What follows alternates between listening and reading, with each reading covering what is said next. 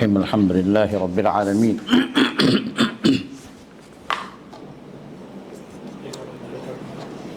والصلاة والسلام على سيد المرسلين نبينا محمد وعلى آله وصحبه أجمعين وبعد.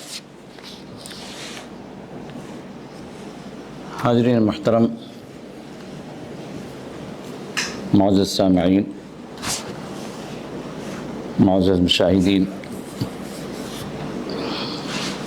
کچھ وقفے کے بعد یقیناً خیر کا وقفہ رہا، رمضان کا وقفہ، جس میں اللہ تعالیٰ نے ہمیں اپنی عبادتوں کی اور اطاعتوں کی توفیق عطا فرمائی۔ اللہ سے دعا ہے کہ اللہ تعالیٰ ہم تمام کی عبادتوں کو قبول فرمائے، ہم تمام کی اطاعتوں کو اللہ تعالیٰ شرف قبولیت سے نوازے، اور جو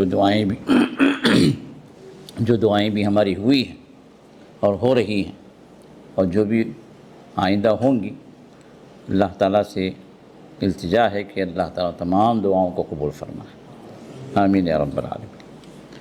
تو اس تقریباً 1.5 ماہ کے وقفے کے بعد پھر سے ہمارا یہ ہفتہ واری سلسلہ، اس کا آغاز آج سے ہم کر رہے ہیں اللہ کی توفیق سے۔ اللہ سے دعا ہے کہ اللہ تعالیٰ ہمارے جمع ہونے کو قبول فرمائے، اور جو ہم اس کے کلام کو سن رہے ہیں اللہ تعالیٰ وہ فہم ہمیں عطا کرے جس فہم کے ذریعے سے اس کے کلام کو ہم سمجھنے کے قابل ہو جائیں، اور اسی طرح اللہ تعالیٰ جو کچھ ہم علم حاصل کریں اس پر عمل کی بھی اللہ ہم سب کو توفیق عطا فرمائے، آمین یا رب العالمین۔ تو یہ جو آیات آپ کے سامنے تلاوت کی گئی، یہ جو ہے النداء الخامس من سورۃ آل عمران، جزاک اللہ خیر۔ سورہ آل عمران کی یہ 5ویں ندا، جس میں اللہ تعالیٰ نے 5ویں مرتبہ ایمان والوں کو پکارا، یا ایھا الذین آمنوا کے الفاظ۔ اس سے پہلے کی 11 ندا سورۃ البقرہ میں گزر چکی۔ اب اس کے بعد یہ 5ویں ندا کا مطلب یہ ہے کہ شروع سے یہ اس کی ترتیب جو بنتی ہے وہ 16ویں ندا۔ تو اس ندا میں اللہ رب العزت نے یا ایھا الذین آمنوا، اے لوگوں جو ایمان لائے ہو، تو ایمان والے بندوں کو اللہ نے پھر سے پکارا ہے۔ وعلیکم السلام ورحمۃ اللہ۔ اس کے بعد اللہ تعالیٰ نے حکم دیا، جیسے ہمیں اور آپ کو معلوم ہے کہ جہاں کہیں بھی اللہ تعالیٰ ایمان والوں کو پکارتے ہیں، ندا دیتے ہیں یا ایھا الذین آمنوا، تو اس کے بعد جیسے عبداللہ بن مسعود رضی اللہ عنہ نے ارشاد فرمایا کہ جب اللہ تعالیٰ تمہیں پکارے ان الفاظ کے ساتھ کہ یا ایھا الذین آمنوا، تو اپنے کانوں کو اس طرف لگا دو، فأرع سمعک، اپنے کان کو اس طرف لگا دو، اس لیے کہ وہاں پر یا تو کوئی ایسا خیر ہوگا جس کو کرنے کا اللہ حکم دے رہے ہیں، یا پھر کوئی ایسا شر ہوگا جس سے اللہ تعالیٰ رکنے کا حکم دے رہے ہیں، کوئی نہ کوئی حکم ہوگا۔ تو یہاں پر بھی اللہ تعالیٰ نے ایمان والوں کو پکارنے کے بعد فرمایا ان تطیعوا الذین کفروا، اگر تم اطاعت کرو، فرما برداری کرنے لگو ان لوگوں کی جنہوں نے کفر کیا، کافروں کی اگر تم بات ماننے لگو تو ہوگا کیا؟ یہاں پر ان کیا ہے؟ شرطیہ۔ جب شرط جب آتی ہے تو پھر اس کا جواب شرط بھی سامنے آتا ہے۔ تو اللہ نے فرمایا کہ اگر تم کافروں کی تابعداری کرنے لگو تو ہوگا یہ یردوکم علی اعقابکم، وہ تمہیں لوٹا دیں گے، علی اعقابکم، تمہارے ایڑیوں کے بل، یعنی تمہارے دین سے تمہیں ہٹا دیں گے، تمہیں کفر میں لوٹا دیں گے۔ تو ہوگا کیا؟ فتنقلبوا خاسرین، تو تم گھاٹا اٹھانے والوں میں سے، نقصان اٹھانے والوں میں سے ہو جاؤ گے، اس میں تم بدل جاؤ گے۔ پھر فرمایا بل اللہ مولاکم، بلکہ اللہ تمہارا مولا ہے، تمہارا دوست ہے، تمہارا آقا ہے، وَهُوَ خَيْرُ النَّاصِرِينَ، اور وہ اللہ تعالیٰ بہترین مدد کرنے والا، مدد کرنے والوں میں سب سے بہتر ہے۔ پھر تیسری آیت میں اللہ نے بیان فرمایا سَنُلْقِي فی قلوب الذین کفروا الرعب سنلقی، ہم عنقریب ڈال دیں گے، فی قلوب الذین کفروا، ان لوگوں کے دلوں میں جنہوں نے کفر کیا، کیا ڈال دیں گے؟ الرعب، تمہاری دہشت میں بٹھا دیں گے، تمہارا رعب اور دبدبہ ہم ان کے دلوں میں ڈال دیں گے۔ کیوں؟ بما اشرکوا باللہ، ان کے اس شرک کی وجہ سے جو انہوں نے اللہ تعالیٰ کے ساتھ کر رکھا ہے، ما لم ينزل به سلطانا، اور یہ ایسا شرک ہے جس کی کوئی دلیل اللہ تعالیٰ نے نازل نہیں فرمائی۔ ومأواہم النار، اور ان کا ٹھکانہ جہنم ہے، وبئس مثوى الظالمین، اور کیا ہی برا ٹھکانہ ہے ظالموں کے لیے یہ جہنم۔ یہ آیات جو ہے 149 سے 151 تک، 3 آیات، 149 to 151 سورۃ آل عمران۔ اگر دیکھا جائے تو ان آیات میں وہی حکم ہے جو مختلف انداز سے اللہ نے دہرایا ہے جو سورہ آل عمران کی پہلی ندا، پہلی پکار جو تھی آیت نمبر 100 میں، 100، اس میں اللہ تعالیٰ نے جو بات بیان فرمائی وہاں بات تھی یا ایھا الذین آمنوا، اے لوگ جو ایمان لائے ہو، ان تطیعوا فریقا من الذین اوتوا الکتاب، وہاں اللہ نے فرمایا کہ اگر تم اہل کتاب کے یہ گروہ کی بات ماننے لگو گے، اور یہاں پر اللہ تعالیٰ نے عمومی طور پر تمام کفار کے سلسلے میں بیان فرمایا، ان تطیعوا الذین کفروا، اگر تم اطاعت کرنے لگو، بات ماننے لگو، کس کی؟ کافروں کی، تو پھر تمہیں تمہارے ایڑیوں کے بل یہ پیچھے لوٹا دیں گے، کفر میں پہنچا دیں گے، اور تم بڑے نقصان میں ہو جاؤ گے۔ اب ان آیات کی تشریح سے پہلے چند جو ہے ہم لفظی طور پر جو ان آیات پر تھوڑا سا ایک نظر دوڑاتے ہیں۔ یا ایھا الذین آمنوا، اے لوگو جو ایمان لائے ہو، یا ایھا جو ہے یہ حرف ندا، اور اس کے بعد الذین آمنوا، وہ لوگ جو ایمان لائے، آمنوا جو ہے یہ ماضی کا صیغہ ہے، ان تطیعوا، ان جو ہے شرطیہ کہ اگر، اس کا معنی ہم کرتے ہیں اگر، یعنی جیسے ہم کہتے ہیں نا اگر تم وہاں جاؤ گے تو ایسا ہوگا، اگر تم بے بات مان لو گے تو پھر یہ ہوگا، تو یہ جو ہے یہ شرط، اس کے بعد جس کے ساتھ جواب شرط بھی آتی ہے۔ اس میں اللہ نے فرمایا ان تطیعوا الذین کفروا، اگر تم اطاعت کرو، تطیعوا،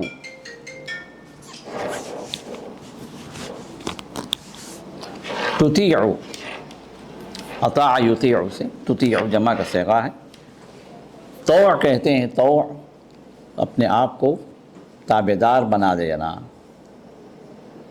یا کسی کام کو تابعداری کے ساتھ انجام دینے کے لیے آگے بڑھنا۔ اللہ تعالیٰ نے قرآن میں بھی ارشاد فرمایا نا، اللہ نے جب آسمان اور زمین کو جب اللہ نے بنایا تو اللہ نے فرمایا ائتیا طوعا و کرہا، چاہے تم خوشی سے آ جاؤ میرے تابعداری بن جاؤ، یا کہ تمہیں بننا ہی بننا ہے، تم نہ بھی چاہو گے تو بھی تمہیں تابعدار بننا پڑے گا۔ اور پھر اسی طرح اللہ نے فرمایا وَلَهُ أَسْلَمَ مَنْ فِي السَّمَاوَاتِ وَالْأَرْضِ طَوْعًا وَكَرْهًا، اللہ نے فرمایا کہ اس کے لیے، وہ اسی کے لیے، وَلَهُ، اسی کے لیے، کون؟ من اسلم من فی السماوات، آسمانوں میں اور زمین میں جو بھی ہے جنہوں نے اس کی تابعداری انہوں نے کر رکھی ہے، طوعا و کرہا، چاہے خوشی سے ہو چاہے ناخوشی سے ہو، انسان اور جن کے علاوہ سب خوشی سے ہیں، سب اللہ کی تابعداری میں۔ بس یہ دو مخلوق ایسی ہیں جن کو اللہ نے جب ول پاور دیا، اختیار دیا، چوائس دیا ہے، تو پھر یہاں پر انہوں نے سرکشی کی۔ اللہ نے فرمایا کہ ناخوشی سے بھی اگر تم کرو گے تو ہمارے ہی پاس آنا ہے، ہمارے تابعداری میں۔ اللہ نے چند چیزوں کو، اللہ تعالیٰ نے تابعداری ایسی، انسانوں کو بھی جنات کو بھی اللہ نے چند چیزیں ایسی رکھ دی ہیں کہ وہ چاہ کر بھی اس کے خلاف نہیں کر سکتے۔ کان سے سننا، کان سے ہی سننا، ناک سے کوئی سنتا ہے؟ ہاں، آنکھ سے دیکھنا، کوئی آج تک منہ سے دیکھا ہے؟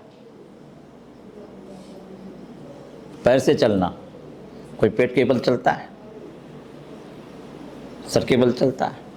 جس کے لیے یہ چند چیزیں جو اللہ تعالیٰ نے ایسے باؤنڈیڈ کر دیا ہے کہ وہ چاہ کر بھی اس کی مخالفت نہیں کر سکتا، کرنا ہی کرنا، ویسے ہی کرنا. اور ان چیزوں کو اللہ تعالیٰ نے بطور نشانی اس کے اندر رکھ کر اللہ نے چند چیزوں کو کچھ اختیارات کو دیا ہے کہ دیکھو ہم نے ہم اگر چاہتے تم کو اس معاملے میں بھی ہم تم کو باؤنڈ کر دیتے، اس معاملے میں ہم تمہارا اختیار ہم چھین لیتے، دوسری مخلوق کی طرح تم سرنڈر ہو کر رہتے، سر جھکا کے چلتے. تمہارا ہم نے سر اٹھایا، کیوں اٹھایا؟ تمام جانوروں کے سر کو اللہ نے جھکا دیا، تمہارے سر کو ہم نے اٹھا کے رکھا. تو ہمیں چاہتے ہیں کہ اٹھا ہوا سر ہمارے لیے جھکے، تمہارے اپنی خوشی سے جھکائے، صرف ہمارے لیے جھکاؤ، ہمارے علاوہ کسی مخلوق کے سامنے سر نہ جھکے. تو اللہ تعالیٰ نے صرف انسان اور جن کو اللہ نے اختیار دیا کہ وہ اپنے طور سے ولنگلی وہ اللہ تعالیٰ کا تابعدار بن جائے. تو اللہ ہی فرماتے ہیں چاہے تم نہ مانو پھر بھی تم ہمارے تابعدار ہی بن کر رہو گے. تو اب یہاں پر بھی اللہ فرماتے ہیں ان تطیعوا، اگر تم تابعداری کرو. اب یہ طور سے ہی کیا ہے؟ اطاع یطیع، طاعتاً، بات ماننا، تابعداری کرنا. کس کی تابعداری کرنا؟ الذین کفروا، جنہوں نے کفر کیا، یعنی کافروں کی. کفرہ کا یہ جمع کا صیغہ ہے کفروا. اگر تم تابعداری کرنے لگو ان لوگوں کی جنہوں نے کفر کیا تو ہوگا کیا؟ یردوکم علی اعقابکم. رد یردو کا مطلب لوٹا دینا، رد کرنا. جو کہتے ہیں رد کرنا، آپ بھائی میری بات مت رد کرو، بھائی مطلب میری بات نہ لوٹاؤ، نہ کاٹو، نہ روک دو. تو رد جو ہے واپس کر دینا، رد کر دینا بولتے ہیں، واپس کر دینا. یہ اردو میں استعمال ہوتا ہے لیکن ہے عربی ورڈ. تو یردوکم، تمہیں لوٹا دیں گے، تمہیں واپس کر دیں گے. کہاں واپس کر دیں گے؟ علی اعقابکم. عقب کی جمع اعقاب. رسول اللہ صلی اللہ علیہ وسلم نے ایک غزوے میں جب دیکھا کہ لوگوں کے وضو کے اعضاء، خاص طور پر ان کی ایڑیاں سوکھی ہوئی ہیں، لوگوں نے وضو کیا. اب ظاہر سی بات ہے کہ اس وقت پانی کی بڑی قلت تھی عرب کے اندر، تو کم پانی میں وضو ہوتا تھا. خود رسول اللہ صلی اللہ علیہ وسلم جو ہے ایک مد پانی میں وضو کر لیتے تھے. ایک مد کیا ہے؟ یہ 2 ہاتھ بھر کر جو پانی ہے، یہ ایک مد جو تقریباً 600 گرام بنتا ہے. اور علماء نے تخمینہ جو ہے کیا 625 ملی یا 625 گرام ایک مد ہے. اس میں آپ وضو فرماتے تھے، اور ہمارے پوری بکیٹ چاہیے. اور 4 مد میں آپ غسل فرما لیتے تھے. تقریباً 250 ملی، مطلب 250 مطلب 2500 ملی، 2.5 لیٹر سمجھیں تقریباً. تو 2.5 لیٹر پانی میں آپ غسل بھی فرما لیتے. جب رسول اللہ صلی اللہ علیہ وسلم کے صحابی پیارے صاحب عبداللہ بن عمر رضی اللہ تعالیٰ عنہ جب یہ بیان فرمائے تو ان کے کسی شاگرد نے اعتراض کیا کہ یہ کیسے ممکن ہے، یہ کیسے ممکن ہے، کیا اتنے پانی میں ہم غسل کر لے سکتے ہیں؟ تو آپ نے فرمایا کہ تجھ سے بہتر جو انسان تھا اس کے لیے پانی کافی تھا، تجھے کافی نہیں ہو؟ رسول اللہ صلی اللہ علیہ وسلم. تو ابھی پانی کی قلت ہوا کرتی تھی، اور یہ اور بات ہے کہ قلت کے باوجود بھی پانی کے اندر اسراف کے سلسلے میں کئی احادیث آئی ہیں. یہاں تک فرمایا کہ اگر تم نہر جار، بہتی نہر پر بھی اگر تم وضو کرنے لگو تو اس میں بھی پانی کو اسراف نہ کرو.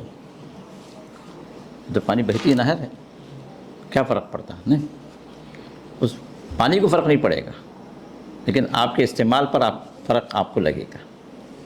تو اب یہ پانی کی قلت بھی تھی اور پانی کے اندر جو ہے کم استعمال کی بھی تاکید تھی، تو بعض صحابہ نے جب وضو کیا تو ان کی ایڑیوں پر پانی نہیں لگا، ایڑیاں سوکھی رہ گئی۔ تو رسول اللہ صلی اللہ علیہ وسلم نے اعلان کروایا اس غزوے میں، فرمایا کہ ویل للاعقاب من النار، خرابی ہے یا جہنم کی وعید ہے۔ ویل جو ہے جہنم کی ایک وادی کو بھی کہا گیا ہے، جیسے ویل للمطففین، ہاں ویل لکل ہمزۃ لمزہ، یہ ویل جو ہے مفسرین نے کہا کہ جہنم کی ایک وادی جس کا نام ویل ہے۔ تو آپ اشارہ جہنم کی طرف یا عذاب کی طرف۔ تو ویل للعقاب من النار، خرابی ہے یہ کہ جہنم کی وعید ہے کس کے لیے؟ ان ایڑیوں کے لیے جو سوکھی رہ گئی ہیں۔ جہنم کی خرابی ہے ان کے، جہنم کی دھمکی ہے ان کے لیے، جہنم کا عذاب ہے ان کے۔ کیوں؟ اس لیے کہ جب ایڑی سوکھی رہ گئی تو وضو ہوا نہیں ہوا، جب وضو نہیں ہوا تو پھر نماز ہوئی نہیں ہوئی، تو پھر نماز نہ پڑھنے کے حکم میں بندہ آ گیا۔ اب اسی طرح اگر اسی انداز میں کوئی بندے پر غسل واجب، غسل کر لیا، ایڑی سوکھی رہ گئی تو غسل ہوا اس کا، طہارت ہی نہیں ہوئی۔ تو ایڑیوں کا سوکھا رہ جانا یہ کیا ہے؟ طہارت کی عدم ادائیگی ہے یا نامکمل ہو جانا ہے، جس کی وجہ سے عبادت بھی نامکمل رہ جائے گی۔ اب یہاں پر رسول اللہ صلی اللہ علیہ وسلم نے جو لفظ استعمال کیا ہے وہ کیا ہے؟ اعقاب۔ میں سمجھ اس لفظ کے لیے یہاں پر جو اس چیز کو لایا، عقب کی جمع اعقاب ہے۔ اعقاب کا مطلب کیا ہے؟ آخری حصہ، اور اسی سے پیچھے کا مرادی معنی بھی لیا جاتا ہے، اسی سے عقب کو کہتے ہیں پیچھے۔ اس میں آخری جو حصہ جو ہوتا ہے وہ پیچھے ہوتا ہے۔ جانور کا آخری حصہ کہاں ہوتا ہے؟ سامنے ہے پیچھے۔ تو اسی وجہ سے حدیث کے اندر بھی وہ بات آتی ہے نا جی، عقب الصلوات، عقب کا لفظ بھی آیا۔ ایک تو دبر الصلوات ہے، جو اذکار بتائے گئے ہیں صلوات کے دبر پر پڑھو، اور دبر کس کو کہتے ہیں؟ پیچھے کے حصے کو کہتے ہیں۔ اور اسی کے اس میں بعض روایات میں عقب الصلوات، صلوات کے نمازوں کے عقب میں پڑھو۔ تو اسی وجہ سے علماء نے، بہت سارے علماء نے وہ اذکار جو لوگ نماز کے بعد پڑھتے ہیں اس کو انہوں نے کہا کہ یہ نماز کے آخری حصے میں ہونا چاہیے، جیسے اللہم انت السلام ہے، یا ہے کہ اللہم اعنی علی ذکرک و شکرک و حسن عبادت، جہاں عام طور پر کہاں پڑھتے ہیں؟ سلام کے بعد ہم پڑھتے ہیں، جبکہ بہت سارے علماء اس بات پر گئے ہیں کہ یہ دبر اور عقب کا مطلب کیا ہے؟ نماز کے اندر ہی ہے، نماز کے بعد نہیں۔ ہاں، سلام سے پہلے۔ عقب جو آخری حصہ کو کہا جاتا ہے، جیسے دبر جس کو کہا جاتا ہے وہی معنی عقب کا بھی ہے، آخری حصہ۔ اسی وجہ سے رسول اللہ صلی اللہ علیہ وسلم کے 5 ناموں میں سے ایک نام کیا ہے؟ عاقب۔ رسول اللہ صلی اللہ علیہ وسلم کے یہ اور بات ہے کہ ہمارے لوگ جس طرح اللہ تعالیٰ کے 99 نام ہیں تو اللہ کے رسول کے 99 نام بنا لیے، اور ہمارے بریلوی حضرات کے قدم اور آگے بڑھے، انہوں نے کہا کہ شیخ عبد القادر جیلانی کے ان کے بھی 99 نام ہیں۔ ہاں، نہیں دیکھا آپ ان لوگوں کے پرنٹڈ قرآنوں میں دیکھی؟ ہاں، غوث اعظم کے 99 نام لکھے ہوں گے اس میں، جبکہ رسول اللہ صلی اللہ علیہ وسلم کے 99 نام کہیں ثابت نہیں ہے، اور نہ آپ نے یہ فرمایا کہ میرے 99 نام ہیں، لیکن اللہ تعالیٰ کے 99 نام ہیں، یہ ثابت ہے۔ بخاری کی حدیث وَلِلَّهِ الْأَسْمَاءُ الْحُسْنَىٰ فَادْعُوهُ بِهَا، یہ تو آیت ہے، اور اللہ کے سنے شاطر ان للہ 99 اسما فمن احصاها دخل الجنہ، بے شک اللہ تعالیٰ کے 99 نام ہیں، جو اس کا احصاء کیا وہ جنت میں داخل ہوا، لیکن رسول اللہ صلی اللہ علیہ وسلم کے 99 نام ہیں یہ کہیں ثابت نہیں ہے۔ ہاں، آپ نے فرمایا کہ ان لی 5 اسماء، میرے 5 نام ہیں، اور ان 5 ناموں میں سے ایک نام کیا ہے؟ عاقب ہے۔ آپ نے فرمایا کہ انا محمد و احمد و انا ماحی و انا حاشر و انا عاقب، یہ 5 نام آپ نے خود بیان فرمائے جس جو صحیح حدیث سے ثابت ہیں۔ تو ایک نام کیا ہے؟ عاقب۔ عاقب کا مطلب کہ عقب میں آنے والا۔ دوسرا معنی کیا ہے؟ مطلب دوسرا اس کا مفہوم کیا ہے؟ سب سے پیچھے آنے والا۔ عقب یہیں پر آ گئے تھے، عقب بعد میں آنے والا نہیں ہے۔ مطلب انبیاء کا سلسلہ شروع ہوا کہاں سے؟ آدم علیہ السلام سے۔ رسولوں کا سلسلہ شروع ہوا کہاں سے؟ نوح علیہ السلام سے۔ اور آخری نبی، آخری رسول کون ہے؟ محمد صلی اللہ علیہ وسلم۔ تو یہ ہے عاقب۔ یہ عاقب جو ہے، یہ آخر ہیں جو عاقب ہے، جو سب سے پیچھے آنے والے ہیں۔ اب یہ نہیں کہ نبوت کا سلسلہ ختم ہو گیا پھر آپ نبی آئے، یہ معنی نہیں۔ رسولوں کا سلسلہ ختم ہو گیا پھر بعد میں آپ جو رسول بن کر آئے، یہ معنی نہیں ہے۔ تو معنی یہ ہوا کہ عاقب یا کا مطلب کیا ہے؟ جو آخر میں، یہ پیچھے آنے والا۔ تو یہاں پر بھی علی اعقابکم، تمہیں اعقاب پر لوٹا دیں گی۔ اگر لفظی معنی اگر کریں گے تو تمہیں ایڑیوں کے بل لوٹا دیں گے، مطلب پیچھے تم کو واپس کر دیں گے۔ اور پیچھے کا مطلب کیا ہے؟ کہاں سے آئے؟ کفر سے ایمان کی طرف آئے، کفر سے ایمان کی طرف آئے۔ ابھی کفر سے ایمان کی طرف آئے تو پھر جب پیچھے واپس لوٹیں گے تو کیا ہوگا؟ ایمان سے پھر کفر میں چلے جائیں گے۔ تو اب اللہ فرماتے ہیں کہ تو یہی چاہتے ہیں کہ اگر تم ان کی اطاعت کر لو تو تمہیں یہ ایڑیوں کے بل واپس کر دیں گے، یعنی کفر میں لوٹا دیں گے۔ تو ہوگا کیا؟ فَتَنْقَلِبُوا خَاسِرِينَ، تو پھر تم پلٹ جاؤ گے خسارہ اٹھانے والوں کے اعتبار سے، خسارے والوں میں سے تم ہو جاؤ گے۔ انقلب ینقلب، پلٹنا، یہ قلب سے ہے۔ قلب اس لیے کہتے ہیں کہ قلب پلٹتا رہتا ہے۔ آج محبت ہوئی، کل نفرت ہو جائے گی۔ آج ایک دل ہے، کل ایک دل ہے۔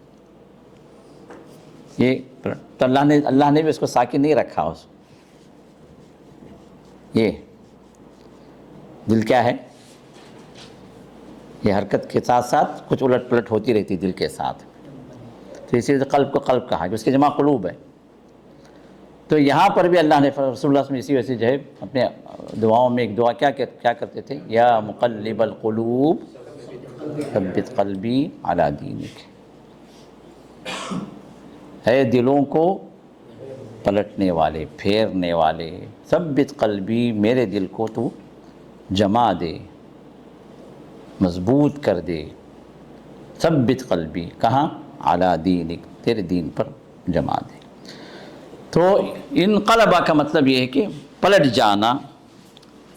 تو تم کیا ہوگے؟ اگر کفر میں چلے جاؤ گے تو ہوگا کیا؟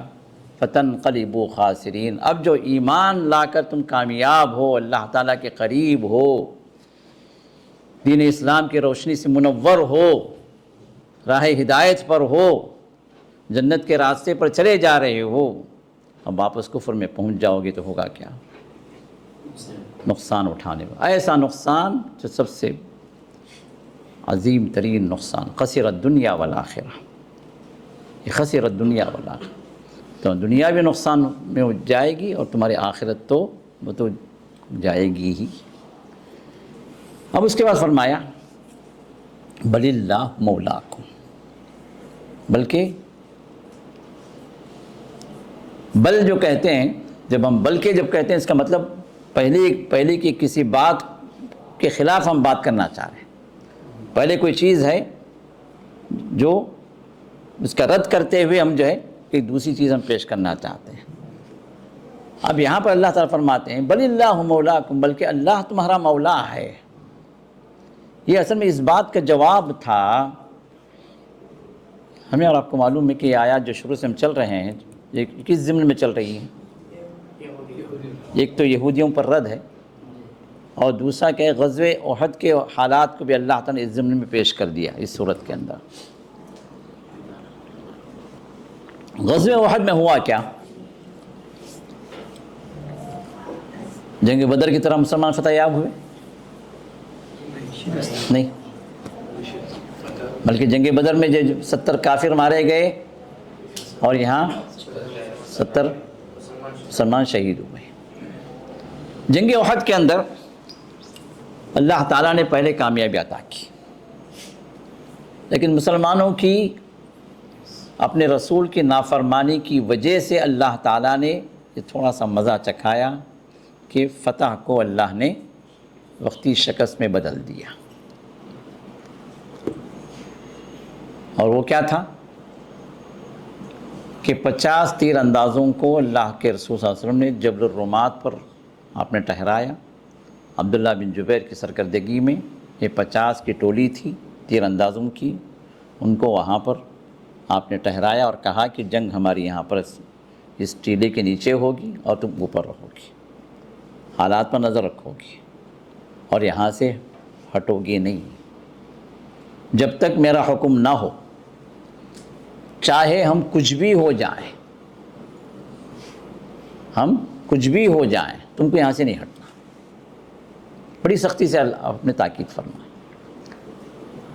پہلے ہی مرحلے میں الحمدللہ کفار بھاگنے لگے مال غنیمت چھوڑ کر، مسلمان فاتح ہو گئے۔ اب مسلمان جب فتح کا انہیں شعور ہو گیا، احساس ہو گیا کہ ہم فاتح ہیں اور دشمن جگہ چھوڑ کر بھاگ رہا ہے، تو انہوں نے کیا کیا؟ مال غنیمت کو سمیٹنا شروع کیا۔ اب یہ لوگ جو ہے اوپر ٹھہرے ہوئے، اور مال غنیمت کا ایک اصول یہ بھی ہے کہ جو جنگ کے اندر جو سپاہی جس کو مار دے اس کا جو مال غنیمت اس کا وہ سلب کو کہتے ہیں سلب۔ ایک کافر ایک مسلمان آمنے سامنے ایک دوسرے سے وہ لڑے، کافر کو مسلمان نے گرا دیا، اب کافر کی تلوار اس کی زرہ اس کا جو بھی ہے جنگی سامان ہے وہ کس کا ہے؟ وہ اس مسلمان کا جس نے اس کو مارا۔ ایک تو ایک خاص تقسیم تھی، دوسری ایک عام تقسیم تھی۔ عام تقسیم کیا ہے؟ جو بھی دشمن کا مال ہے وہ سمیٹو اور ایک جگہ جمع کرو، اور پھر اس میں رسول اللہ صلی اللہ علیہ وسلم اس میں اختیار بھی دیا کرتے تھے، کسی کو اگر چاہیے تو اس میں سے کسی کو جس نے سمیٹ کر لایا اس میں اللہ کے رسول کبھی کبھار اختیار بھی دیتے تھے کہ اس کو اٹھا لے۔ اب یہ مال غنیمت سمیٹا جا رہا ہے اور یہ لوگ کھڑے کے تماشا دیکھ رہے ہیں۔ اب یہاں پر دل للچایا کہ بھائی اب دو باتیں ہو گئیں، ایک تو یہ کہ اللہ کے رسول نے منع تو کیا تھا، لیکن کہنے والوں نے کہا کہ بھائی اب تو جنگ ختم ہو گئی، اب رک کے کیا فائدہ، دشمن تو بھاگ رہا ہے، ہم یہاں رکیں گے کیا فائدہ۔ اللہ کے رسول کا حکم یہیں تک تو تھا۔ اور دوسری چیز کیا تھی؟ مال غنیمت سمیٹا جا رہا ہے، چلو ہم بھی جو اپنا حصہ لیتے ہیں اس میں۔ یہ دو چیزیں تھیں۔ تو عبداللہ بن جبیر جو ان کے رئیس تھے، ان کے کمانڈر تھے، انہوں نے کہا کہ نہیں، ہم کو نہیں ہٹنا ہے، کیونکہ رسول اللہ صلی اللہ علیہ وسلم نے ہمیں یہاں پر رکنے کا حکم دیا ہے، جب تک اللہ کے رسول ہمیں نہیں بلائیں گے واپس ہمیں رکنا ہے۔ کچھ دیر رکے لوگ، پھر جب دیکھا کہ دشمن بھاگتا ہی جا رہا اور جنگ تقریباً ختم ہو چکی ہے، تو کچھ لوگ ان کی بات کی پرواہ نہ کرتے ہوئے اتر گئے۔ 50 میں سے 40 ہٹ گئے، صرف 10 باقی تھے۔ دور سے جانے والا یہ بھاگنے والا لشکر پلٹ کر جب میدان کی طرف دیکھا تو تاریخ میں بات آتی ہے کہ خالد بن ولید تھے وہ، جنہوں نے اپنے لشکر کو، اپنی ٹکڑی کو لے کر وہ وہاں سے پھر واپس آئے اور گھوم کر پہاڑ کے پیچھے سے حملہ کر دیا ان 10 پر۔ یہ 10 ہی سے باقی تھے، تیر چلائے، آنن فانن ختم ہو گئے، راستہ صاف ہو گیا، ادھر سے آ کر انہوں نے حملہ کر دیا۔ پھر جیسے بھاگنے والوں کو یہ اطلاع ملتی ہے کہ بھائی پیچھے سے بھی حملہ ہو چکا ہے، تو وہ لوگ رکے اور واپس مڑ گئے۔ اب مسلمان دونوں کے درمیان میں پس گئے، ادھر سے بھی حملہ ادھر سے بھی حملہ، درمیان میں مسلمان۔ اب مسلمان اس حملے کے تیار نہیں تھے، وہ تو فتح کے اس میں آ گئے، موڈ میں آ گئے کہ بھائی ہم تو فاتح ہیں۔ اب جنگ کے لیے وہ تیار نہیں تھے۔ اچانک جب دو طرف سے بھی دھاوا بول دیا گیا، دو طرف سے بھی حملہ ہو گیا، تو پھر مسلمان پریشان ہو گئے، پس گئے۔ اب ایسے پسے کہ حذیفہ بن یمان جو ہیں، ان کے والد کو خود مسلمان نے قتل کیا، نہیں پتہ چلا کون کافر ہے کون مسلمان ہے۔ اب اس دن تھوڑی جیسے جو ہے کچھ خاص کلر کا ڈریس رہا ہو، کچھ خاص کلر کا جو ہے اسٹائل کا جو ہے کافر وہ پہنے، مسلمان اس کے خلاف کچھ اور پہنے، ایسی کوئی چیز نہیں تھی۔ پھر آرمی وائز جو ہے کچھ ایسا سمبل نہیں تھا۔ تو ایسے افراتفری ہوئی کہ اس میں اب یہ بھی ہوا کہ مصعب بن عمیر جو ہے اس وقت انتقال کر گئے، شہید کر گئے، اور کسی نے افواہ اڑا دی کہ رسول اللہ صلی اللہ علیہ وسلم رسول اللہ صلی اللہ علیہ وسلم شہید ہو گئے۔ اب کئی مسلمان ایسے اللہ کے رسول جب شہید ہو گئے تو پھر ہمیں رہ کے کیا کرنا، کٹ منے تیار ہو۔ کئی ایسے ہو گئے جو اللہ کے رسول نہیں رہے تو پھر ہم کیوں جنگ، کیا فائدہ اپنی جان گنوا کر، کیا فائدہ جنگ کر کے، میدان سے ہٹنے لگے۔ الگ الگ ویوز، الگ الگ خیالات، تو مسلمانوں کا شیرازہ بکھر گیا۔ تو ایسے وقت میں جب مسلمانوں کو تقریباً شکست ہو گئی، لیکن یہ اور بات ہے کہ مکمل شکست نہیں ہوئی جس طرح جنگ بدر میں کافروں کو ہوئی۔ اس زمانے کا دستور یہ تھا کہ جو کوئی بھی فاتح ہوتا ہے وہ اپنی فتح کو منوانے کے لیے اس مقام پر، اس جنگ کے میدان میں 3 دن اپنا جھنڈا گاڑ کے بیٹھتا ہے۔ کوئی ہے اور پنگا لوں، کسی کے اندر دم ہے، آ جاؤ۔ تو 3 دن جو ہے رکنا، یہ ایک دستور تھا۔ تو رسول اللہ صلی اللہ علیہ وسلم وہاں پر 3 دن جنگ بدر میں رکے۔ اب یہاں پر جو کیا ہے، جنگ احد میں مسلمانوں کو شکست تو ہوئی، لیکن دشمن وہاں رکنے کے تیار نہیں تھا، وہ بھاگ نکلے ہوئے۔ بس اتنا ہی بس کافی، ہم نے بدلہ لے لیا، ہم نے 70 مسلمانوں کا 70 جو ہے ہمارے اپنے قوم کا بدلہ ہم نے ان کو مار کے لے لیا، بس ہمارے لیے کافی ہے۔ وہاں سے بھاگ نکلے، بھاگ کے گئے کہاں پر، حمراء الاسد جو ہے ایک مقام ہے، وہاں تک بھاگتے چلے گئے۔ ان کو خوف تھا کہیں مسلمان پیچھے نہ کریں۔ وہاں جا کر پھر سوچنے لگے، ارے ہم تو غلطی کی، ہم کو تو رکنا تھا ادھر۔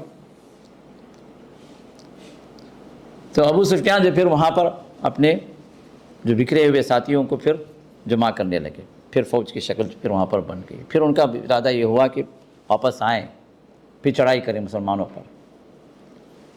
اور اسی دوران رسول اللہ صلی اللہ علیہ وسلم کو بھی اندازہ ہو گیا کہ یہ لوگ بھاگ تو گئے، لیکن پھر آگے جا کے ان کا احساس ہوگا پھر آئیں گے۔ تو رسول اللہ صلی اللہ علیہ وسلم نے ان زخمی مسلمانوں کو بھی آپ نے جمع کیا کہ چلو ہمیں رکنا نہیں ہے، ادھر ہمیں آگے بڑھنا ہے۔ ان کو جو بھاگے ہیں تو بھگا ہی دینا، ان کو واپس آنے دینا نہیں۔ اور جب رسول اللہ صلی اللہ علیہ وسلم یہاں سے نکلے تو پھر ان کو اطلاع مل گئی کہ بھائی یہ تو اللہ کے رسول اپنے فوج کے ساتھ آ رہے ہیں۔ تو اس کا مطلب یہ ہوا کہ ہم جس طرح سمجھ رہے تھے کہ وہ لوگ شکست کھا کر، شکست خوردہ ہو کر وہ لوگ بیٹھ گئے ہیں، اس طرح کی بات نہیں ہے کہ پھر سے کہیں دوسری جنگ نہ ہو جائے، تو پھر وہیں سے وہ آگے بڑھ گئے۔ تو معلوم یہ ہوا کہ جنگ احد کی جو ہے شکست یہ مستقل کوئی شکست نہیں تھی، اور ان کی فتح جو ہے کہ مستقل فتح نہیں تھی۔ یہ مسلمانوں کی اپنی غلطی کی وجہ سے، اللہ کے رسول کی نافرمانی کی وجہ سے اللہ تعالیٰ نے کو ایک عذاب دیا، ایک چھوٹا سا ایک جو ہے سننا کہتے ہیں، اردو میں ہم کہتے ہیں چرکا کہتے ہیں، ایک تھوڑا سا ایک جھٹکا۔ تو اب یہاں پر ایسے وقت میں جو منافقین یا یہود یا کفار وغیرہ کی طرف سے جو دوست وغیرہ جو تھے مسلمانوں کے، انہوں نے مسلمانوں کے دلوں کے اندر یہ بات ڈالنا شروع کی کہ دیکھو خواہ بھی آئے ادھر، کیا ہوا، ہمارے اپنے مارے گئے، اتنے لوگ زخمی ہوئے، کچھ فائدہ نہیں ہوا۔ اگر ہم مدینے میں رہتے، آپ کو معلوم ہوگا کہ مسلمانوں کا لشکر جو نکلا جنگ ہوتی کتنا نکلا، کتنے لوگ نکلے تھے؟ 1000 نکلے تھے۔ کتنے رہ گئے؟ 700 رہ گئے، باقی 300 کدھر گئے؟ یہ منافقین تھے۔ عبداللہ بن ابی کی سرکردگی میں یہ لوگ آئے تھے، اور عبداللہ بن ابی کا کہنا کیا تھا کہ ہم مدینے میں رہ کر لڑیں گے، ہم باہر نہیں نکلیں گے۔ لیکن رسول اللہ صلی اللہ علیہ وسلم جب باہر نکلنے کے لیے اصرار کیے اپنے صحابہ کے مشورے پر، تو پھر اس نے کہا کہ میری بات نہیں مانی گئی تو اس لیے میں نہیں آتا ہوں، جب میں نہیں آتا ہوں تو میرا ٹولہ بھی نہیں آئے گا، تو 300 کا لشکر اسے ہی کٹ گیا۔ اب یہ لوگ کہنے لگے دیکھو ہماری بات مانتے نا تو یہ حالات ہوتے نہیں ہوتے، اتنے لوگ مارے جاتے نہیں مارے جاتے، اتنا نقصان ہوتا نہیں ہوتا۔ تو اللہ تعالیٰ یہاں پر اسی کو اشارہ کر رہے ہیں۔ اب اس پس منظر کو رکھ کر آپ ان آیات کو پڑھیں۔ اب جو ہے اللہ تعالیٰ کے اس فرمان کو سامنے لائیں جس میں اللہ فرماتے ہیں یا ایھا الذین آمنوا، اے لوگ جو ایمان لائے، ان تطیعوا الذین کفروا، اگر تم بات ماننے لگو ان لوگوں کی جنہوں نے کفر کیا۔ یہاں پر کفر سے مراد کون ہے؟ منافقین ہیں، کیونکہ منافقین کیا ہے؟ کافر ہیں۔ ان المنافقین فی الدرک الاسفل من النار، منافقین کو اللہ نے کافر بھی کہا، یا ایھا النبی اتق اللہ ولا تطع الکافرین والمنافقین۔ تو اللہ نے کافر منافقین کو کافروں کے ساتھ ہی جوڑا ہے، بلکہ کافر کا کفر جو واضح ہے، منافق کا کفر واضح نہیں اور خطرناک۔ اسی وجہ سے اللہ تعالیٰ کافر سے زیادہ سخت ترین عذاب اللہ منافقین کو دیتے ہیں۔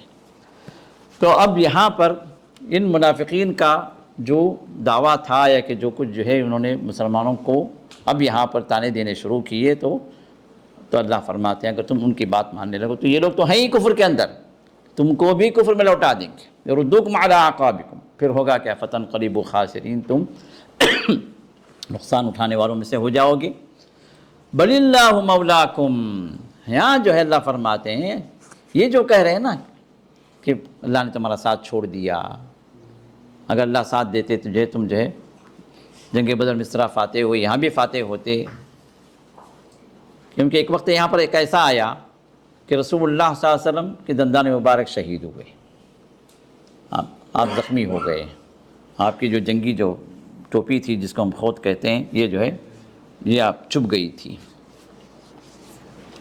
آپ نے پہاڑ کے دامن میں ایک غار میں آپ نے پناہ لی، احد کے پہاڑ میں۔ جنگ ختم ہوئی، جنگ رک گئی، تو ابو سفیان اپنے چند ساتھیوں کے ساتھ گھومتے ہوئے آیا، کیونکہ یہ افواہ اٹھی تھی نا کہ رسول اللہ صلی اللہ علیہ وسلم شہید ہو گئے۔ وہ پہاڑ کے نیچے آ کر کھڑا ہو کر اپنے ساتھیوں کے ساتھ پوچھا افیکم محمد، کہ تم میں محمد ہے موجود ہیں؟ رہیں تو جواب دو۔ اب رسول اللہ صلی اللہ علیہ وسلم کے ساتھی ابو بکر بھی ہیں، عمر بھی ہیں، بہت سارے صحابہ موجود ہیں وہاں پر اس جگہ پر، آپ نے منع کر دیا، جواب مت دو، خاموشی۔ تو کہنے لگا محمد تو ختم ہو گئے۔ پھر کہا افیکم ابو بکر، ابو بکر ہیں؟ آپ نے اشارے سے کہا کہ جواب مت دو، خاموش۔ تو کہا ابو بکر بھی گئے۔ افیکم عمر، عمر ہیں؟ کہ نہیں ہو، خاموش، اللہ کے سننے، جواب مت دو، کہ عمر بھی گئے۔ تو اس کے بعد اس نے کہا کہ اب تو ہم غالب ہوئے، محمد بھی گئے، ان کے جو ایک دو ساتھی بھی گئے، اور کئی ایک کو ہم نے قتل کر دیا، ہم نے بدر کا بدلہ لے لیا، بدر کا انتقام لے لیا۔ اور اس کے بعد جو اس نے جب اور کچھ باتیں کرنا شروع کی تو پھر حضرت عمر اٹھے اور کہا کہ اے اللہ کے دشمن، ہم سب زندہ ہیں،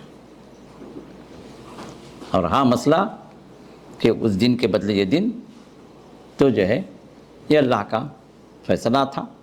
تو نہیں، اس نے کہا کہ لنا العزا ولا عزا لکم، ہمارے لیے عزا ہے، تمہارے پاس کوئی عزا نہیں ہے، عزا تو ہمارا، یہ ہمارا خدا ہے۔ تو رسول اللہ صلی اللہ علیہ وسلم وہاں پر جواب دینے کے لیے کہا کہ اللہ مولانا ولا مولا لکم، اللہ ہمارا مولا ہے، ولا مولا لکم، تمہارا مولا نہیں ہے۔ تو اللہ تعالیٰ یہیں پر یہ بات ارشاد فرما رہے ہیں، بل اللہ مولاکم، تمہارا مولا اللہ۔ کسی کا مولا عزا ہو جائے، چاہے جملات ہو جائے، منات ہو جائے، یہ سب جو ہے وہ بے جان بت ہیں، کوئی کچھ کرنے والا نہیں، لیکن وہ اللہ جو قادر مطلق ہے، اگر تم اس کا فیصلہ ماننے لگو، اس کی اطاعت کرنے لگو، تو پھر وہ تمہارے لیے مولا ہے۔ بل اللہ مولاکم وہو خیر الناصرین، اور وہ سب سے زیادہ مدد کرنے والا، بہترین مدد کرنے والوں میں بہتر ہے۔ خیر کا جو صیغہ ہے وہ کیا ہے؟ افضل ہے، افضل التفضیل والا، اخیر ہے اصل میں۔ خیر کیا اصل میں؟ افعال کے وزن پر اخیر ہے، پھر اس کو جو ہے اس میں تصریف ہو کے وہ اخیر جو ہے خیر بنا۔ تو خیر الناصرین، ناصر مدد کرنے والا، اس کی جمع ناصرین، مدد کرنے والوں میں سب سے زیادہ بہترین ہے، سب سے بہترین مدد کرنے والا وہ اللہ تعالیٰ ہے۔ پھر اس کے بعد فرمایا سنلقی فی قلوب الذین کفروا الرعب بما اشرکوا باللہ، ہم جو ہے ڈال دیں گے، سین جو ہے کیا ہے؟ یہ کوئی چیز ان قریب کے لیے استعمال کر، سین جو ہے قریب کے لیے ہوتا ہے، سوفا بعید کے لیے ہوتا ہے، مستقبل قریب کے لیے سین استعمال ہوتا ہے۔ تو سنلقی، ہم ان قریب ڈالیں گے، کیا ڈالیں گے؟ فی قلوب الذین کفروا، ان لوگوں کے دلوں میں جنہوں نے کفر کیا، کیا ڈالیں گے؟ الرعب، رعب، دبدبا ڈال دیں گے۔ دبدبا کیا ہے؟ ایک انسان سب کچھ ہوتے بھی کسی سے اگر ڈرنے لگے، ڈر بیٹھ جائے، آپ کے پاس ہتھیار ہے، ہتھیار ہونے کے باوجود بھی اگر دشمن کا ڈر آپ کے دل میں اگر رہ گیا تو آپ ہتھیار اٹھا نہیں سکتے، اس رعب کی وجہ سے، اس خوف کی وجہ سے، خوف غالب آ جاتا۔ تو رسول اللہ صلی اللہ علیہ وسلم کا رعب اور دبدبا اللہ تعالیٰ نے آپ کو، جو آپ نے فرمایا کہ مجھے جو ہے اللہ تعالیٰ نے 5 چیزیں اللہ تعالیٰ نے مجھے عطا کی ہیں، ان 5 چیزوں میں سے ایک روایت میں 6 چیزیں ہیں، اس میں ایک چیز کیا ہے؟ نصرت بالرعب مسیرۃ شہر، مجھے رعب کے ذریعے سے مدد کی گئی ہے، اور یہ 1 ماہ کی مسافت، یہ 1 ماہ کی مسافت جب باقی رہ جاتی ہے میرے اور دشمن کے درمیان میں، تو یہیں سے اللہ تعالیٰ دشمن کے دل میں میرا رعب ڈالنا شروع کرتا۔ اور یہ واقعات سامنے بھی آئے، فتح مکہ کے وقت میں کوئی سامنے نہیں آیا، کوئی جنگ نہیں ہوئی، مکہ فتح ہوا، جبکہ ان کے پاس تیاری پہلے سے تھی، کئی قبائل ان کے ساتھ تھے، لیکن جنگ نہیں ہوئی۔ تبوک کا جو سفر جو تھا، رسول اللہ صلی اللہ علیہ وسلم 1000 کلومیٹر سے زیادہ آپ نے سفر کیا، تبوک کی سرحد پر پہنچے، جبکہ وہاں پر روم کا لشکر پہلے سے جمع تھا،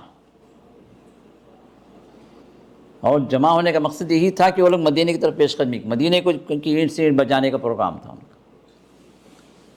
اور جب رسول اللہ صلی اللہ علیہ وسلم وہاں پر پہنچے، پورا لشکر غائب، آپ 20 دن وہاں پر ٹھہرے، بلکہ آپ نے اپنے سریوں کو بھیجا مختلف علاقوں میں، کئی لوگ مسلمان ہوئے، کئی قبائل مسلمان ہوئے، 20 دن ٹھہرے، لیکن روم کے لشکر کو، روم کے بادشاہ کو ہمت نہیں ہوئی کہ ٹکر لے۔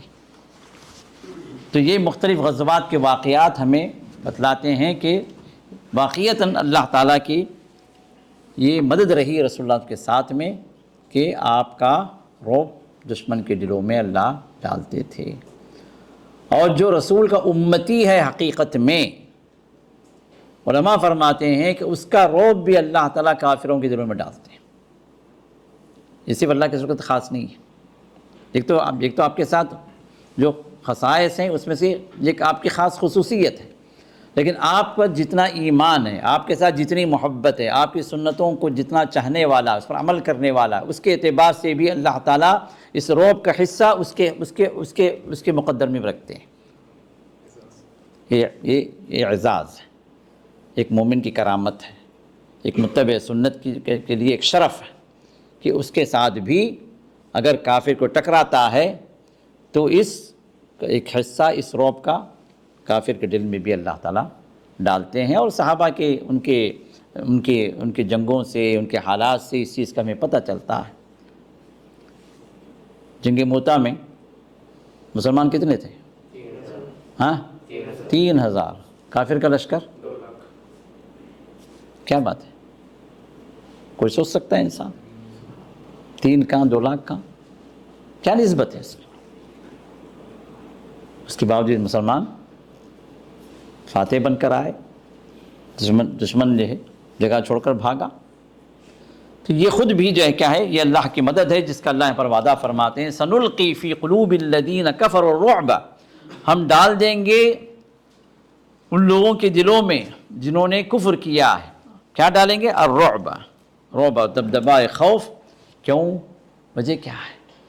یہ رعب جو ہے جو ڈالتے ہیں ایمان کی وجہ سے اللہ ڈالتے ہیں، اور ان کا جو وہ جو رعب کے جو قابل یہ جو دل جو بنتے ہیں، کیوں؟ بما اشرکوا باللہ، اللہ کے ساتھ شرک کرنے کی وجہ سے۔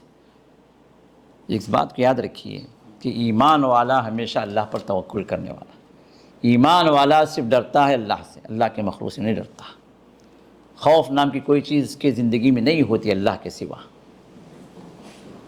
اور اس کے مقابل میں شرک جو کرنے والا ہر چیز سے ڈرتا ہے۔ اس کو سانپ سے بھی ڈر ہے، شیر سے بھی ڈر ہے، اپنے سائے سے بھی ڈر ہے، چھوٹی سی چھوٹی چیز سے بھی ڈر ہے۔ اب ہندوؤں کے جو 3 کروڑ جو ہے یا 30 کروڑ جو خدا جو بنے، کہاں سے بنے؟ اسی ڈر و خوف۔ دو ہی چیزیں ان کی فلسفی میں، دو ہی چیزیں ہیں، ہر فائدے دینے والی چیز تمہاری خدا ہے، ہر نقصان دینے والی چیز جس سے تمہیں ڈر ہے وہ تمہاری خدا۔ اس سے فائدہ اٹھانے کے لیے اس کی پوجا کرو، اس سے جو ہے اس کے نقصان سے بچنے کے لیے پوجا کرو۔ کوئی چیز نہیں چھوٹی دنیا کے اندر۔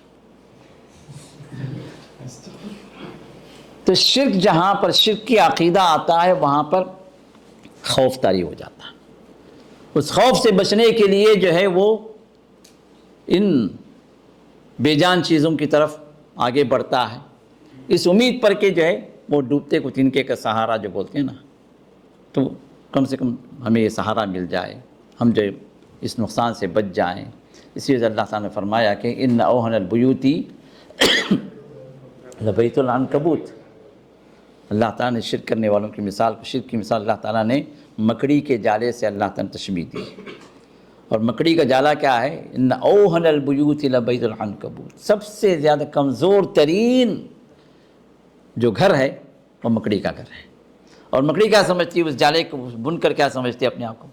میں بالکل قلعے کے اندر آ گئی ہوں، کوئی مجھے ہرا نہیں سکتا، کوئی مجھے پکڑ نہیں سکتا، جبکہ ایک پھونک سے جو وہ اس کا گھر ختم ہو جاتا، انگلی کے اشارے سے پورا گھر ختم ہو جاتا۔ یہ اور بات ہے کہ اس میں کچھ سائنٹیفک جو اور بھی چیزیں بھی جو لوگوں نے بیان کی ہیں، لیکن کمزوری کے اعتبار سے اللہ تعالیٰ نے اس کی مثال دی ہے۔ تو شرک جہاں پر ہوتا ہے وہاں پر ہر چیز کا خوف انسان پر، کیونکہ وہ ایک اللہ سے ڈرنے والا نہیں ہے نا، تو اس وجہ سے اللہ تعالیٰ نے مخلوق سے ڈرنے کا اللہ نے نظام بنا دیا ہے مشرکین کے ساتھ۔ تو یہاں پر اللہ ارشاد فرماتے ہیں یہ رعب ہم اس لیے ڈالتے ہیں کہ ایک طرف ایمان ہے، دوسری طرف شرک ہے، ایک ایمان کی مضبوطی ہے، اس کی روشنی ہے، اور دوسری طرف کیا ہے؟ شرک، اور اللہ تعالیٰ کے ساتھ اس کے حق میں ڈاکہ ڈالنا، سب سے بڑا جو گناہ اللہ کے ساتھ جو بندہ کرتا ہے، تو اس کی سزا اللہ یہ دیتے ہیں کہ اس کے دل کے اندر سے اللہ ایک تو اطمینان کو اٹھا دیتے ہیں، امن کو اٹھا دیتے ہیں، سکون کو اٹھا دیتے ہیں، اور خوف کا دبدبہ، خوف کا جو ہے یہ ماحول اس کے دل کے اندر اللہ پیدا کر دیتے ہیں۔ تو اسی وجہ سے رسول اور آل رسول سے مراد رسول کے ماننے والے، صرف خاندان والے نہیں، آل سے مراد صرف خاندان نہیں ہوتا، ماننے والے۔ ہم درود پڑھتے ہیں نا، اللہم صلی علی محمد وعلی آل محمد، اے اللہ تو اپنے رحمت نازل فرما محمد صلی اللہ علیہ وسلم پر اور محمد کے آل پر۔ آل سے مراد کیا ہے؟ خاندان بھی ہے، آل سے مراد آپ کے ماننے والے بھی ہیں۔ اس کی دلیل کیا ہے؟ اللہ تعالیٰ نے جب فرعون کو غرق کیا تو اللہ تعالیٰ نے کیا فرمایا وہاں پر؟ ہاں، النار یعرضون علیہا غدوا وعشیا یوم تقوم الساعہ ادخلوا آل فرعون اشد العذاب، فرعون کو آل فرعون کے سخت ترین عذاب میں داخل ہے، جبکہ آل فرعون سے مراد وہاں پر کون تھے؟ اس کے ماننے والے، اس کا لشکر تھا، یہ نہیں کہ اسے خاندان والے تھے۔ تو آل سے مراد کیا ہے؟ یہ اس کے جو ماننے والے ہیں وہ لوگ بھی آل کے اندر داخل ہیں۔ تو یہاں پر بھی کیا ہے؟ اس شرک کی وجہ سے اللہ تعالیٰ ان کے دلوں کو مرعوب کر دیتا ہے ایمان والوں کے ذریعے سے، اور پھر فرمایا کہ یہ شرک جو کر رہے ہیں کیوں، اس کی کوئی دلیل نہیں ہے. ما لم ينزل به سلطان، یہ لوگ ان کے اوہام ہیں، ان کے خرافات ہیں، ان کے اپنی ایجادات ہیں، ان کے اپنے باپ دادا سے چلی آئی کچھ رسومات ہیں، کچھ جو ہے ان کے طور طریقے ہیں جس کو وہ شرک کے اعتبار سے آگے بڑھاتے چلے جا رہے ہیں، جس کی کوئی دلیل نہیں ہے، کوئی سلطان نہیں ہے. ومأواہم، اس سے پہلے سلطان کا میں فرق بتا دیا ہوں، اس سے پہلے بھی سلطان اور برہان ایک ہی چیز ہے. عام دلیل سے یہ ہر دلیل سلطان نہیں بنتی، ہر دلیل برہان نہیں بنتی. سلطان میں کیا ایک پاور ہوتا ہے، اسی وجہ سے ہر پاور کو کیا کہتے ہیں، سلطنت جو کہتے ہیں کیا ہے، سلطان ہے. اور پاور رکھنے والا کون ہے، سلطان ہے. تو دلیل جو ہے وہ دلیل جو سب پر چھا جائے، وہ حق والی دلیل جو باطل پر، باطل کو غالب کر، باطل کو مغلوب کر دے، وہ دلیل غالب ہو جائے، تو یہ جو ہے سلطان ہوتی ہے. تو اللہ فرماتے ہیں کہ شرک کے لیے کوئی سلطان نہیں، ہم نے نازل نہیں کیا. ومأواہم النار، تو اسی وجہ سے ان کا ٹھکانہ یہ جہنم ہے. وبئس مثوى الظالمین، اور یہ جہنم کیا ہی بدترین جگہ، بدترین ٹھکانہ ہے ظالموں کے لیے. اور ظالموں سے مراد یہاں پر کون ہے، ہاں یہ نہیں، یہاں پر جو ہے بما اشرکوا باللہ کے بعد اللہ تعالیٰ ارشاد فرماتے ہیں. تو ظلم سے مراد کیا ہے، ان الشرک لظلم عظیم ہے. ہاں، تو سب سے بڑا جو ظلم جو ہے، سب سے خطرناک جو ظلم ہے وہ اللہ کے ساتھ شرک کرنا ہے، ظلم عظیم ہے. تو لہٰذا ان ظالموں کا بدترین ٹھکانہ یہ جہنم ہے. تو یہ جو آیات کا مفہوم ہے، اس میں آیات کے کچھ فوائد ہیں انشاءاللہ جو ہم اگلے درس میں آپ کے سامنے رکھیں گے انشاءاللہ. جو کچھ ہم نے سنا اللہ تعالیٰ اس پر عمل کی توفیق عطا کرے.